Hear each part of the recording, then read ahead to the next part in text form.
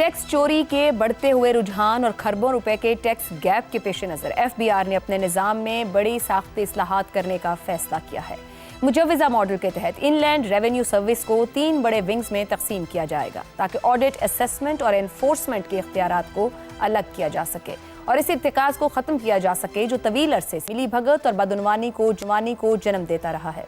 Data के मुताबिक करीबन 8,700 अफराद यानी 8700 अफराद के पास मजमूई तौर पर 750 अरब रुपए के बैंक डिपॉजिट्स मौजूद हैं, मगर उनकी जाहिर करदा आमदन सिफर है। 3.5 लाख से जायद अफराद में से 99% अफराद के बैंक डिपॉजिट्स 10 मिलियन से जायद हैं, मगर वो अपनी आमदन कम जाहिर करते हैं। इससे ये वाज़ेह होता है कि मसला मालूमात की कमी का नहीं बल्कि एक मौसर, शफ़ाफ और गैर जानिबदार निज़ाम के फुकदान का है। इसके साथ साथ हुकूमत ने स्मॉल ट्रेडर्स के लिए नई फिक्स टैक्स आसान स्कीम मुतारिफ करवाई है, जिसके तहत सालाना 20 करोड़ तक कारोबार करने वाले ताजिरों को महज 1% टर्नओवर टैक्स के जरिए एक सादा और रजाकाराना निज़ाम में शामिल होने की पेशकश की गई है। इस स्कीम के तहत ऑडिट से इस्तिस्ना, पॉइंट ऑफ सेल सिस्टम और डिजिटल इनवॉइसिंग जैसी बुनियादी दस्तावेजी शराइत से भी छूट दी गई है। बज़ाहिर ये इक़दाम टैक्स नेट को वुसअत देने की कोशिश लगता तो है, मगर माहिरीन के मुताबिक यह मईशत को मजीद गैर दस्तावेजी रखने का बायस भी बन सकता है। ये पहला मौका नहीं कि हुकूमत ने इस नौइयत की कोई स्कीम मुतारिफ कराई हो। गुज़िश्ता बरस ताजिर 2 स्कीम लाई गई थी, मगर वो खातिर खा नताइज देने में नाकाम रही। महदूद रजिस्ट्रेशन, कमज़ोर अमल दरामद और ताजिरों की अदम दिलचस्पी ने इसे अमली तौर पर गैर मौसर बना दिया था। नई स्कीम भी कई हवालों से उसी मॉडल का तसलसल दिखाई देती है, जिससे ये सवाल जन्म लेता है कि क्या सिर्फ नाम और तरीक़ाकार की तब्दीली से नताइज मुख्तलिफ हो सकते हैं। इस तर्ज अमल में एक बार फिर वही पुराना तजाद दिखाई देता है, जहां टैक्स नेट में मौजूद अफराद और सैलरीड क्लास पर बोझ बढ़ाया जाता है, जबकि गैर दस्तावेजी मईशत को सहूलत दी जाती है। OICCI की जानिब से बारहा खबरदार किया जा चुका है कि टैक्स का बोझ मुसलसल महदूद दस्तावेजी शोबे पर डालने से मल्टीनेशनल कंपनीज मुल्क छोड़ने पर मजबूर हो रही हैं। हकीकत यह है कि इस तमाम अमल के पीछे एक वाज़ेह सियासी पहलू भी मौजूद है। हुकूमतें बिलखुसूस मुस्लिम लीग नून हमेशा से ताजिरों को टैक्स नेट में लाने से हिचकिचाती रही है। सियासी साख और वोट बैंक को बचाने के लिए इस्लाहात के बजाय मुफाहमत को ही तरजीह दी जाती है और पॉलिसी साजी सियासी मसलहतों के ताबे नजर आती है। ऐसे में बुनियादी सवाल यही है कि क्या FBR और हुकूमती मुआशी टीम वाकई अब की बार टैक्स कठिन मरहले से गुजर कर मुनसिफाना और मौसर निज़ाम कायम कर पाएंगे, या अगले बजट पर हम फिर यही सवालात लिए खड़े होंगे। इसी इशू पर गुफ्तगू रहेगी। पैनल में हमारे साथ हैं ज़ैगम खान, शहजाद चौधरी, आमिर अहमद खान और हसन निसार साहब। प्रोग्राम का सवाल आप सभी के लिए। FBR में इस्लाहात का फैसला, छोटे ताजिरों के लिए फिक्स टैक्स स्कीम का भी आगाज, टैक्स गैप कम करने की एक संजीदा कोशिश, या एक बार फिर टैक्स इस्लाहात सियासी मसलहतों की नजर हो जाएंगी। ज़ैगम साहब, क्या वाकई इस्लाहात की सलाहियत और डायरेक्शन आपको इन खबरों और इन डेवलपमेंट्स में नजर आती है? इन तमाम खबरों में, इन तमाम डेवलपमेंट में, इस तमाम बजट में सिर्फ एक चीज़ होती है जो आपने देखनी होती है। Rest is fluff. बाकी नंबर्स हैं, बाकी अंग्रेज़ी है। और वो चीज़ क्या है? वो ये है कि कौन ताकतवर है और कौन कमज़ोर है। जो ताकतवर है वो टैक्स नहीं देगा, जो कमज़ोर है वो टैक्स देगा। जो ताकतवर है उसकी तरफ रिसोर्सेज जाएंगे, उसकी तरफ प्रोजेक्ट जाएंगे, उसके मज़े होंगे। जो कमज़ोर होगा उसको कुछ नहीं मिलेगा। टैक्स दस्तावेज़ का आसान मतलब यही होता है। अब ताजरों के बारे में, IMF 1958 से पाकिस्तान में बराजमान है। ये बनते हैं 68 साल, 68 ईयर्स। तो क्या इतने अरसे में IMF को पता नहीं है कि जो हमारे ताजिर हैं ये हमारे चुन्नू मुन्नू हैं, इनसे टैक्स मांगो तो ये रूठ जाते हैं, ये ज़मीन पे लेट के रोना शुरू कर देते हैं, ये अपने खिलौने तोड़ देते हैं, फिर हमारी जो हुकूमतें होती हैं उनको मनाने में लग जाती हैं। Really? They know it. They know it very well. It's a game. ये खेल है जो हुकूमतें और IMF मिलकर खेलती हैं। It's a tango. इतनी दफ़ा ये खेल चुके हैं आपस में ये खेल कि अब एक एक स्टेप सिंक्रनाइज हो चुका है। हुकूमत ने एक स्टेप आगे करना है, IMF ने एक स्टेप पीछे करना है। हुकूमत ने दाएं होना है, IMF ने बाएं होना है। It's a dance.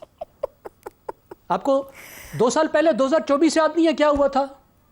ताजिर दोस्त स्कीम ताजरों से टैक्स लेंगे, टैक्स इकट्ठा करके दिखाएंगे। 30 लाख ताजर हैं, ज़ेगम साहब 68 साल बाद हम जहां खड़े हैं, इस डांस की गुंजाइश बाकी बच गई है? ये टैंगो अभी भी आवाम देखती रहेगी, और क्या ये करके फिर भी बच जाएंगे? जब तक अवाम बर्दाश्त कर रही है तो गुंजाइश मौजूद है, जब तक उनके मज़े लगे हुए हैं तो उनकी गुंजाइश मौजूद है। देखें ना, वही मैं आपसे अर्ज कर रहा हूं ना, ताजर दोस्त स्कीम में 30 लाख ताजरों में से 10 लाख को डॉक्यूमेंट करना था, 50 अरब रुपए जमा करने थे। मेरे जैसे कुछ बेवकूफ़ थे जिन्होंने नई नई दुकानें खोली थी, उन्होंने 20 लाख जमा करा दिए। 50 अरब रुपए जमा करने थे, 20 लाख रुपए जमा हो गए। ज्यादा ही है ना कमाल? कमाल हो गया। फिर क्या हो गया थे सरसे में? कितने हेड्स रोल हुए मुझे बताइए? एफबीआर के कितने चेयरमैन फारिग हुए, कितने लोग फारिग हुए, कितने ताजर गिरफ्तार हुए, क्या स्टेप्स हुआ? और आयरनी देखें, आयशा बख्श 2 साल बाद जो हमें नई स्कीम का बता रही है, उसका क्या टारगेट है? 50 अरब।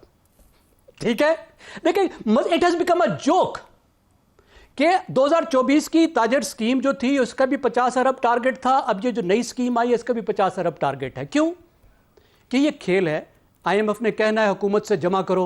ज़ेगम साहब, हुकूमत और आईएमएफ का तो एक सीन बन गया कि वो खेल खेल रहे हैं। अब हुकूमत और एफबीआर का क्या खेल है इस पूरे में? एफबीआर को भी पकड़े या वो भी हम कहें कि एफबीआर? नहीं, FBR is the government. FBR वो करती है जो हुकूमत चाहती है, जो हुकूमती पार्टी का मफादात होता है। अगर पाकिस्तान मुस्लिम लीग नवाज के चुन्नू मुन्नू है ताजर, तो क्या एफबीआर जो है वो किसी और तरफ जाएगी?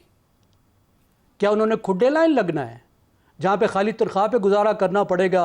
उन्होंने OSD officer on special duty लगना है? भाई उन्होंने नौकरियां रखनी है, जहां मजे है वहां बैठना है।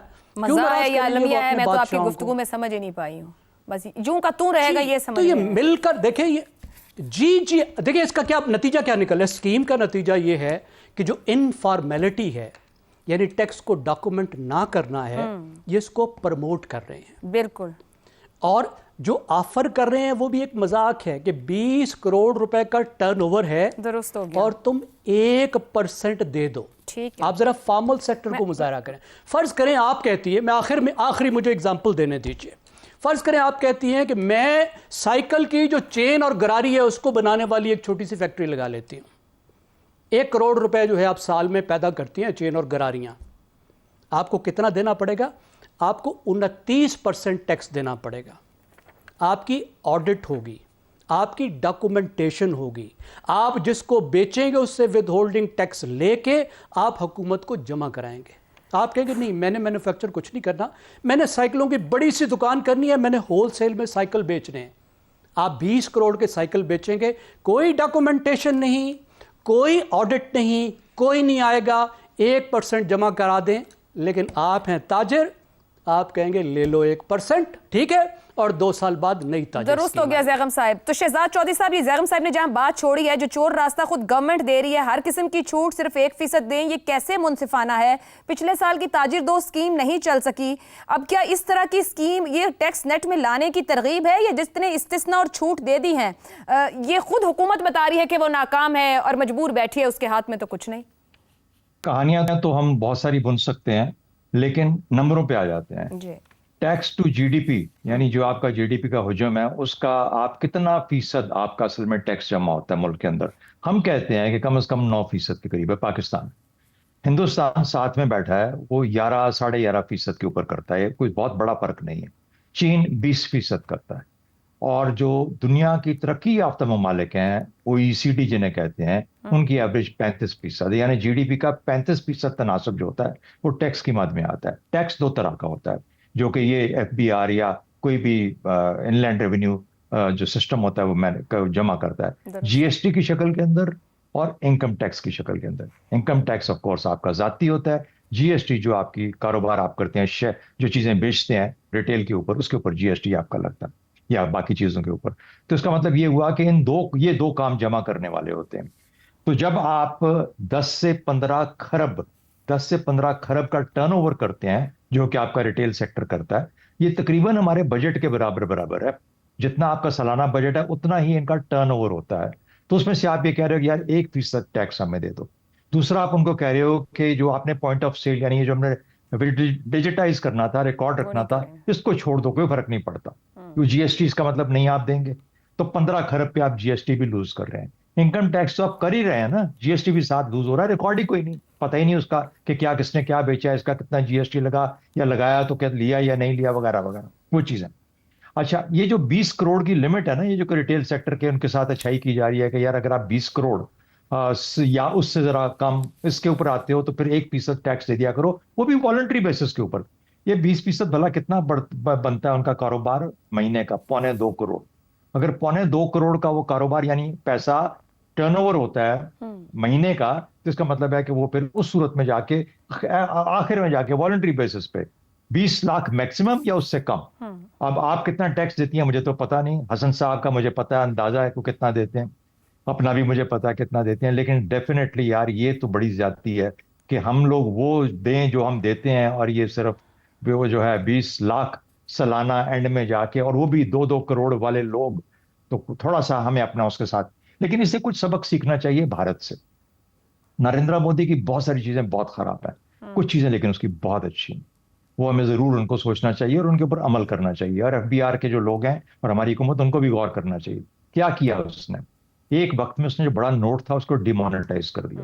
उसने कहा ये जो लोगों के घरों में कैश पड़ा हुआ है ना, इसको तो खलास करो, जब तक कि वो जाके बैंकों के अंदर पैसे जमा नहीं कराते, अकाउंट जिनके नहीं है अकाउंट खोलने और जाके। दूसरा, उसने कहा कि भाई जो पैसा मिलेगा ना जिसको, चाहे वो बीआईएसपी की शक्ल में है, ये जो उनका बीआईएसपी, वो पता ना पैसे दे रहे हैं तमाम रियासतों के अंदर गरीब औरतों को और आगे पीछे जमा, जो उसको मिलेगा जिसका बैंक अकाउंट है, तो जितना भी पैसा है वो बैंक अकाउंट के थ्रू ही मूव करेगा आगे पीछे, जिसका भी, जिसने पेमेंट करनी है बैंक अकाउंट में करेगा, जिसने कहीं और से लेना है वो बैंक अकाउंट से लेगा। Everything is accounted for. तीसरा, उसने इस तरह करने के बाद हर चीज को डिजिटाइज कर दिया।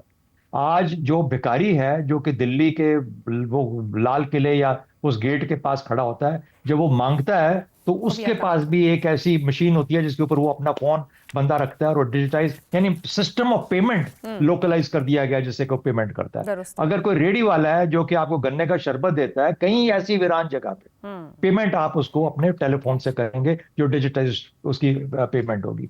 ये तरीका होता है डिजिटाइज करने का, ये एक तरीका होता है रिकॉर्ड कीपिंग का, ये ठीक है। तरीका होता है डाटा बनाने का, ये तरीका होता है टैक्स के ऊपर ध्यान करने का, ये तरीका होता है कि जब हमने अभी आपने टैक्स सीखना है कलेक्शन शहजाद करनी साहब। हो, सवाल जवाब करना, अकाउंटेबिलिटी करना, दुरुस्त। ये चीजें होती हैं जिससे। तो मैं उससे क्या हुआ, फाइनल बात कर दूं, उससे क्या हुआ कि इंडिया में जो कि 70 करोड़ के करीब थे टैक्स फाइलर्स, जब ये काम हुए तो वो चले गए 92 करोड़ पे। 60% आबादी टैक्स फाइलर है इस वक्त। भले कम कम टैक्स देते हैं, बहुत कम टैक्स देते हैं, दुरुस्त। लेकिन मगर ये है रजिस्टर्ड क्योंकि है। गरीब लोग हैं, गरीब लोग रजिस्टर्ड, एवरीथिंग इज रिकॉर्डेड। तो दुरुस्त। तरीके दुनिया में मौजूद हैं, नीयत आपकी है, तरीके बताने वाले भी हैं, सिखाने वाले भी हैं, अगर आप करना चाहें। हमें ये इनलैंड रेवेन्यू सिस्टम के दुरुस्त 3 है। हिस्से बना के इन ऑर्गेनाइजेशनल चेंजेस के साथ सेटिस्फाई मत करें। हमें पूरा पता है कि कहाँ पे क्या गड़बड़ होती है और कैसे उसको ठीक करना है, आप करने वाले हों।